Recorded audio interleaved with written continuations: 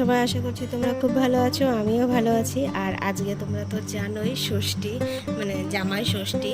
তো তোমরা কারা কারা ষষ্ঠীতে যাচ্ছ একটু কমেন্ট করে বলবে, আর ষষ্ঠীটা কেমন কাটছে সেগুলো একটু প্লিজ কমেন্ট করে বলো, তাহলে আমার খুব ভালো লাগবে।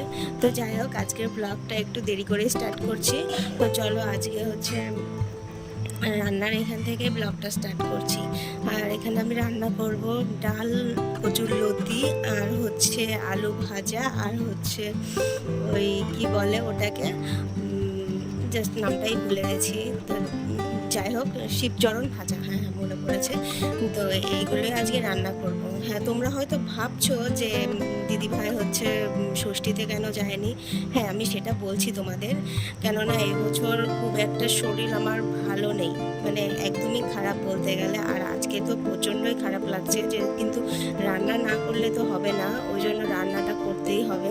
তাই রান্নাটা করছি কোনো রকম। আর শরীরটা খারাপ বলে আজকে আর যায়নি। মা বাবা বারবার করে বলছিল যে চলে আয়, শরীর খারাপ, তো এখানে এসে রেস্ট নিলে একটু ঠিক হয়ে যাবি তাড়াতাড়ি। তো আমার মনে হচ্ছিল যে না, বাড়িতে থাকলে আমি একটু তাড়াতাড়ি সুস্থ হব। এদিকে তোমাদের দাদাভাইকে একা ছেড়ে যেতেও ইচ্ছে করে না, ভালো লাগে না। ও একা একা থাকে, কি করে না করে, কি খায় না খায়, এগুলো আর কি ভাবতে থাকি ওইখানে গিয়ে। তো ওই জন্য এবছর আর কি যাচ্ছি না। আর এখানে আমার রান্না হয়ে গেছে, তারপর তোমাদের দাদাভাই আর আমি খেতে বসেছি। আর তোমাদের দাদাভাই বলছে ভূত বসবে নাকি, এখানে ভূত বসবে? তো আমি হচ্ছে একটুখানি ক্যামেরাটা ঠিক করছিলাম, তো ওই জন্য কথাটা বলছিল। তো চলো এখন খেয়ে নিই।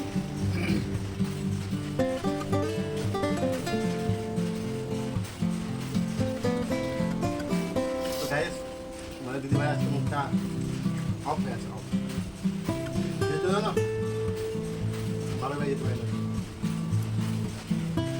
ঠিক আছে কিন্তু বাড়িতে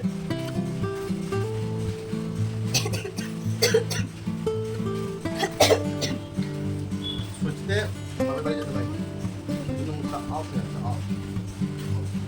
আমার তো নাই, আমি কালকে দুবার তিনবার বলেছি সেদিন না যায়, আমার তো ভাই যাবা না যাবা।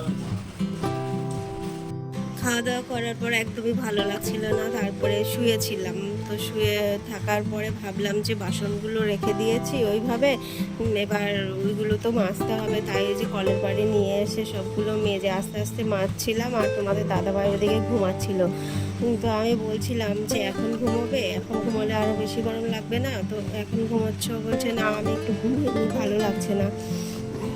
আর হ্যাঁ, তোমরা হয়তো ভিডিওটা দেখে ভাবছো যে আমার ছেলে মানে গুড্ডু কোথায় গেল। ও হচ্ছে গেছে মামার বাড়ি। তো ও হচ্ছে বলছিল 10 দিন থাকবে, ওই জন্য মামার বাড়িতে গেছে। আর এখানে আমার শরীরটা এতটাই খারাপ লাগছিল যে কোনো কিছু করতেও ইচ্ছে করছিল না, কিন্তু কি করা যাবে, এগুলো তো করতেই হবে। যতই শরীর খারাপ থাকুক না কেন, আমাকেই তো সব কিছু সামলাতে হবে। তো এগুলো কাজগুলো তো আমাকে অন্য কেউ এসে করে দিয়ে যাবে না, তো আমাকেই করতে হবে। ওই জন্য আস্তে আস্তে সব কিছু করছিলাম। এই কাজ করছি আর শুয়ে থাকছি।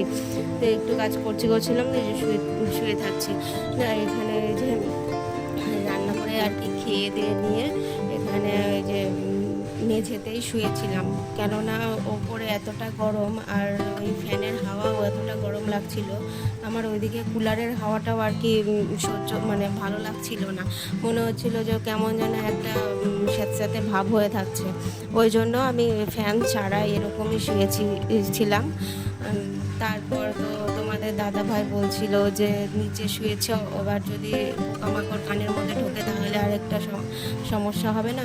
তো আমি বলছিলাম যে না, কিছু হবে না, ভালো লাগছে না, উপরে শুয়ে থাকতে ইচ্ছে করছে না, ওই জন্য নিচেই শুয়ে থাকি। তো নিচেই শুয়েছিলাম, তাই আর কি কি করব, কিছু ভালো লাগছে না।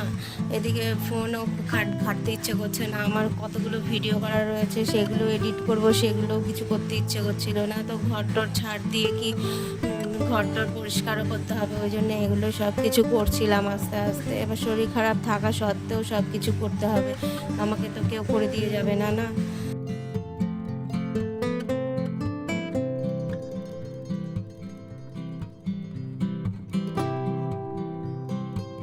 আর এদিকে বাইরে বলতে মানে ঘরের ভেতরে ওই বারান্দায় জামা কাপড়গুলো মেলে দিয়েছিলাম, সকালবেলা অনেকগুলো কাচাকাচি করেছিলাম। তো বিছানা চাদরটা এখানেই মেলে দিয়েছিলাম, কেননা বাইরে দড়িটা আমার ছিঁড়ে গেছে ঝড় হয়ে।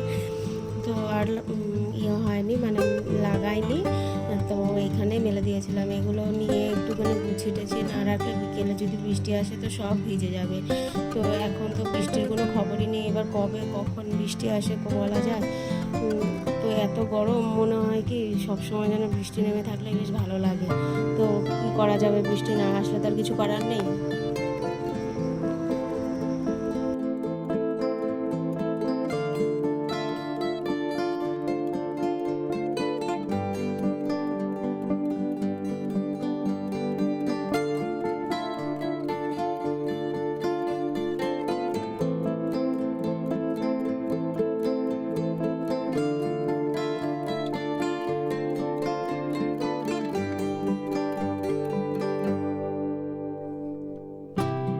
আর সকালবেলা অল্প কটা খেয়েছি, গরমে মানে কিছু ভালো লাগে না, এদিকে শরীরটাও খারাপ, ওই জন্য খুব একটা বেশি খাইনি। আর এদিকে 1টা 1:30 বাজতে না বাজতে আমার প্রচণ্ড খিদে পেয়ে গেছিলো। তো এদিকে এসে দেখলাম যে দুধটা ফুটাইনি, তো দুধটা ফুটিয়ে নিচ্ছি, কেননা দুধটা যদি তাড়াতাড়ি না ফুটিয়ে রাখি কোন সকালে দিয়ে গেছে নষ্ট হয়ে যাবে।